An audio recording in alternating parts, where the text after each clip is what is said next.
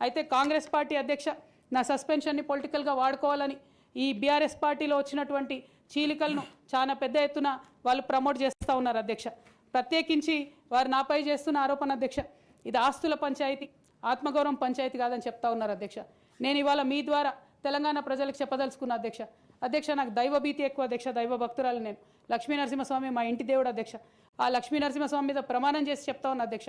ఒక మహిళగా నాకు 2 కొడుకులు ఉన్నారు అధ్యక్ష, వాళ్ళిద్దరి మీద ప్రమాణం చేసి చెప్తా ఉన్నాను, నాది ఆస్తుల పంచాయతీ కాదు అధ్యక్ష, నాది ఆత్మగౌరవం పంచాయతీ. నేను ఏ విషయమైనా, ఉద్యమకారుల విషయమైనా, బీసీల విషయమైనా, మహిళల విషయమైనా ఏదైనా నిలదీసి అడిగినా అధ్యక్ష, రేపు కూడా అడుగుతా అధ్యక్ష. అందులో ఎట్టి పరిస్థితులలో కాంప్రమైజ్ అయ్యే విషయమే లేదు అధ్యక్ష. ఈ సందర్భంగా తమరికి కూడా నేను ఒక మాట చెప్తా ఉన్నా అధ్యక్ష. మన రాష్ట్రంలో 17 లోక్సభ స్థానాలు ఉంటాయి అధ్యక్ష, ఒకటే ఒక ఉమెన్ ఎంపీ అధ్యక్ష. 119 అసెంబ్లీ సీట్లు ఉంటాయి అధ్యక్ష. అన్ని పార్టీలు కలిపి 8 మంది ఉన్నారు అధ్యక్ష మహిళలు. 40 మంది ఉన్న ఈ శాసన మండలిలో 3 ఉన్నాం అధ్యక్ష లేడీస్. మేము ఇక నేను పోతే 2 మిగులుతారు అధ్యక్ష. కానీ ఎంత అన్యాయం అంటే అధ్యక్ష, ఎంత చిన్న చూపు అంటే మహిళలు అంటే పొలిటికల్ పార్టీస్కైనా ఆఖరికి కౌన్సిల్ కూడా అధ్యక్ష. నేను నిన్న మొన్న ఫామ్స్ సైన్ చేస్తున్నా అధ్యక్ష, ఎక్కడా కూడా సభ్యురాలని లేదు అధ్యక్ష. ప్రతి చోట కూడా సభ్యుడనే ఉన్నది. తమరన్న దయచేసి మార్చాలి అధ్యక్ష.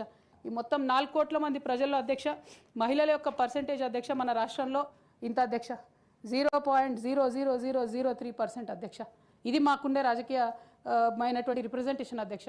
రాజకీయంగా ప్రజల మధ్యలో కానీ పార్టీల మధ్యలో కానీ మాకున్నటువంటి రిప్రజెంటేషన్తో మేము ఆడవాళ్ళ కష్టాలు ఎవరికి చెప్పాలి అధ్యక్ష?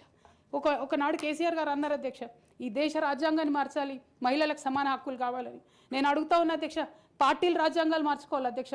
ఇవ్వండి మహిళలకు సీటు. మీరు ఎంకరేజ్ చేయకపోతే ఎవరు ఇస్తారు అధ్యక్ష? ఎందుకోసం ఇస్తారు? మనం రాణి రుద్రమదేవి గురించి ఇలా మాట్లాడుకుంటున్నామంటే డెఫినెట్గా ఆమె స్వతంత్ర సంగ్రామంలో ఉన్నప్పుడు అధ్యక్ష మొదలు కాంగ్రెస్ పార్టీలోనే ఉండే అధ్యక్ష, భగత్ సింగ్ కానీ సుభాష్ చంద్రబోస్ కానీ ఇట్లాంటి వాళ్ళందరూ.